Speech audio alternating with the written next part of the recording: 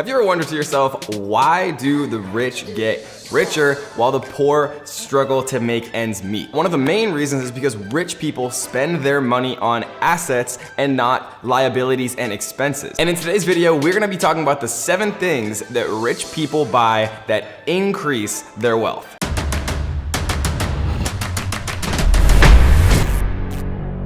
So basically this breaks down into 3 parts, right? Rich people buy assets that actually increase their wealth, middle class people buy liabilities that they think are assets, and poor people spend their hard-earned money on expenses. And so right up front, I'm going to acknowledge that how I'm gonna classify these assets and businesses don't go directly in line with accounting. Trust me, I majored in accounting, and a long time ago, I actually was an accountant. So I understand what traditional definitions of assets and liabilities are, but I'm gonna talk about how rich people actually view their assets and view things that actually make them richer, because it's very important to understand this difference in mindset that rich people have relative to the middle class and to those who are poor. So let's kick it straight off with number 7, and we're gonna count down all the way to the number 1 most valuable asset that rich people have that other people generally don't. And number 7 is precious metal. So most of us have probably heard of gold, but we probably don't understand just how valuable it is to most rich people, because gold, before digital currency, cryptocurrency, physical dollars and things like that existed, literally was the currency for much of the world. And gold is still backed by our traditional currencies. And rich people like to hold on to gold because throughout history, gold has been one of the most recession-proof assets that it's possible to own, which is why gold is a very important asset to actually include into your investment portfolio, and which is why many rich people do include that in order to diversify their real estate holdings and their stocks and bonds holdings, just because gold historically has always been a very safe investment relative to other investment strategies. The number 6 thing that rich people buy that the poor don't is education, right? And I don't mean necessarily college here. There's a lot of people who go into deep student loan debt and things like that, and they become poor, or they go from middle class to poor, or even rich to middle class because of these crazy college fees. But education and self-education is something that rich people buy all the time. Whether they're purchasing mentorship, whether they're attending self-education classes or seminars or networking events, rich people understand that they can get more out of their investment into education than the cost of the education itself. And this doesn't even necessarily only mean self-education. Rich people understand that it's worth it to pay for expertise. And what I mean by that is literally going and hiring the best tax preparation person or the best accountant, because those types of people might be expensive in the short term, but they're gonna save you, thousands, hundreds of thousands, or even millions of dollars over the long term if you actually are willing to pay a little bit more to find these experts, because it's not possible to be an expert in everything in life. So rich people understand that it's the best option often to actually go out and buy the best expertise to actually apply that to your own life, which is in the long run going to save you money. One of the biggest differences between poor people, middle class, and rich people is that rich people have a long-term mentality where they're thinking about the next 5 years, 10 years down the line. Number 5 is an audience, right? And this is a strange one that a lot of people don't really understand and can't conceptualize, but an audience is the new form of rich, right? Recently in the past, even like 30, 50, 100 years, how you actually became rich and became wealthy was by owning the most stuff, right? Owning the most land, owning the most buildings, owning the most real estate and things like that. But in today's day and age, the people who are rich are the people who have the most attention, reach, and audience, right? And what do I mean by that? I mean people who have subscribers on YouTube, followers on Instagram, people that they can reach with any type of offer that they're trying to sell, right? If they want to sell a t-shirt and they have an audience, they can send out, make a video, send an email, and hundreds of thousands or millions of people are going to see whatever they're trying to show them. And that is incredibly powerful. The new form of rich is people who have what's called attention currency. And attention currency is literally the most valuable thing that I personally have ever found. It's the only way that I've ever seen being able to click a button, clicking the send button, and watching tens of thousands of dollars flow into your bank account just from the click of a button, right? That is the new form of rich, and that is very exciting stuff. Understanding understanding what it takes to build a personal brand and building an audience is a topic for another video, but that is something that rich people understand is worth buying, right? Buying attention with paid traffic, buying attention to actually build up your social media and followership so that down the line, when you have something to sell to those people, you're able to do it. Number 4 is paper assets. And when I say paper assets, I mean things like stocks, bonds, mutual funds, index funds, things that you can actually invest into with your money that are going to generate you passive income without any additional effort on your part. And when it comes to these assets, some rich people actually prefer to buy assets that are going to generate you dividends, right? Actually pay you passively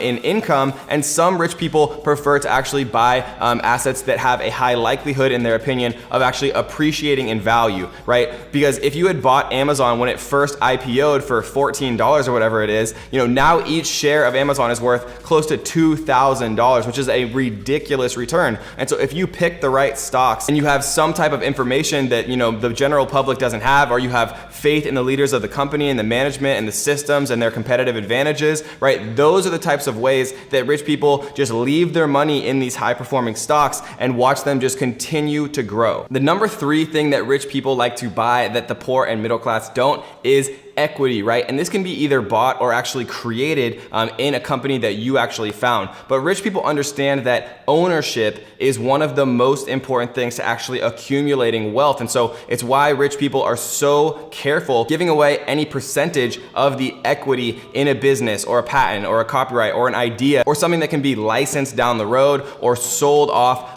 as an asset itself. And so rich people understand that actually being the owner of a company or partnering with someone who's starting a company and assuming some equity percentage of that company is one of the most valuable things. The best way I can illustrate this is with someone named David Cho. And now David Cho actually was a graffiti artist who was hired to paint the campus of Facebook in 2005. And they asked him whether he'd like to be paid in cash or he'd rather be paid in equity, right? Or a percentage ownership of Facebook stock. And the offer that he actually gave was, if you want me to paint the entire building, I'll do it for $60,000. Or Facebook offered him a percentage of the actual ownership and the stock. So he basically had the decision of either getting $60,000 cash to actually paint the building and paint the campus, or a percentage ownership of the company and equity in Facebook. His decision to actually choose equity instead of the $60,000 up front ended up making him over $200 million. And so that is probably one of the more lucky scenarios in all of history when it comes to choosing cash or equity, but it's a perfect example of why equity is so important and why rich people actually always prefer to have ownership inside of companies. Number 2 is real estate. This is probably one of, if not the most popular asset classes for rich people, and most wealthy people either make the primary portion of their money from real estate or they park a lot of their extra excess money into real estate, whether it's revenue generating real estate like rental properties, or it's just buy and hold real estate like houses and things like that in nice neighborhoods inside of affluent cities. And with the introduction of Airbnb, now real estate holders actually have so many more options when it comes to making money with their real estate, right? Because you can buy and hold, you can buy and flip, you can actually rent it out with Airbnb, you can have long-term rentals, right? There's all these different options, but being able to actually afford the house to be able to rent it out is one of the best kind of income generation tools that rich people use that middle class and poor people don't. And if you're asking yourself, why do so many rich people own real estate? Well, one of the reasons is banks and lending institutions love real estate. They love the fact that it's physical, that it's a real thing, it's tangible, that you can actually tie down to the money, which is why they lend out so much money for people to actually buy and develop real estate. And because banks and these lending institutions love to lend money for real estate, that is one of the biggest reasons why rich people buy real estate. People have the assumption that rich people use all of their own money to do these things, but oftentimes they're using other people's money and they're borrowing cheap money to actually invest into assets that they, have a good idea are going to appreciate more than the interest to borrow that money actually costs. And that is when you really start to leverage the true power of other people's money to make you richer. And the number 1 thing that rich people buy that poor people and middle class people don't, we are gonna get to in just one second, but I do wanna give a shout out to Patrick Kogan, who said, "This is a great video, Kevin. Lots of useful tips. You're killing it and motivating me to do the same on my channel as well. Thanks." So shout out to you, Patrick. And if you want to be our next comment winner and be featured on our next video, all you have to do is two things. Tap that little like button and then click on the red subscribe button, and make sure you turn on notification bells, because we always choose our winner as part of the notification squad, people who comment in the first few minutes every time we launch a brand new video. So number one, guys, the number one thing that rich people buy that poor people don't is businesses. The majority of all wealthy people have made their money and continue to make their money through businesses that they actually create, right? It's impossible for the most part to become truly rich and financially free being unemployed. So you have to actually understand that rich people are always the ones who assume the risk and create the companies, and they're the ones who actually make the most money because they're doing the most work. And not everyone wants to take on all of that time and responsibility and risk and have to be responsible to paying all of their employees and things like that. But businesses are probably the number one cash generation tool that wealthy people use. And again, equity and ownership of those businesses is really what catapults people into millionaire, multimillionaire, and even billionaire level, right? Most billionaires are billionaires because of their ownership of the companies that they take public. And when you create an automated business and something that's making you money even while you're sleeping, right, that allows you to accumulate wealth without directly exchanging your time for that money, right? That is what passive income is, and that is how rich people truly start to become rich. So if you want to learn more about passive income, what I recommend you do is check out this video right here, and we're going to talk about how to make $5,000 per month with YouTube, which is one of the most scalable ways to make passive income. So check it out right here, and we'll see you there. SocialBlade is a cool website. You can see what anybody makes.